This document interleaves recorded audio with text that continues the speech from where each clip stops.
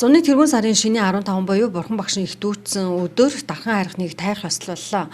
Аймгийн иргэдийн төлөөлөгчдийн хурлын 8 дахь удаагийн сонгуулийн ээлжид 16 дугаар хуралдаанаас гарсан тогтоолын дагуу аймгийн тахилгад дуул дархан хайрхныг тайх ёслолыг энэ сарын 4-ний өдөр зохион байгуулсан юм а.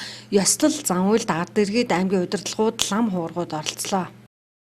За зуны ихэнх сарын шинийн 15 буюу Бурхан багшийн дүүцсэн өдөр. За ингээд дээр нь усын буулттай могоо өдөр уламжлалт хайрхнаа тахиж байна. Тэгээд хайрхнаа тахиснаар нутаг оронд минь ган гачиг байхгүй, зуд байхгүй, нийтийг хамарсан өвчин зовлонгүй төмөн олон инг тун хар жаргалтай байх болтугай гэж ерөөл тавьж Монголын ард түмнийг дааж явдаг очир баан бурхныг дахиж энэ зан үйлээ хийж байна. Тэгээ өнөөдөр дархан хотын маань олон иргэд ирж оролцож энэ бол түүхэн уламжлалт энэ арга хэмжээгээ зохион байгуулж байна.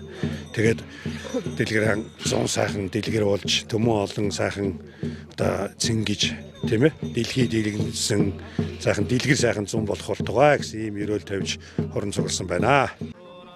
Тахилгад дархан хайрхан уул нь улсын тусгай хамгаалтанд авах газар нутгийн бүрэлдэхүүнд орж бүртгэгдсэн аймгийн тусгай хамгаалалттай газар юм а.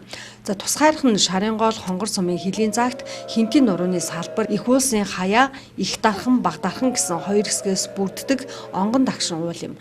Далайн түвшнөөс 1239 м өндөр 1560 га газар нутгийг хамраа оршдог юм. За дархан хайрхан уулыг нутгийн ардууд болон 1704 онд байгуулагдсан мэрэгэн Даянчин хийдийн лам хуургууд 300 жилийн тэртегээс дахиж тайж ирсэн түүхтэй. За энэ бол оймоод ховор ан амтан булга горхтой овоо тахилга бүхий байгалийн үзэмж бүрдсэн онцгой хайрхан юм а.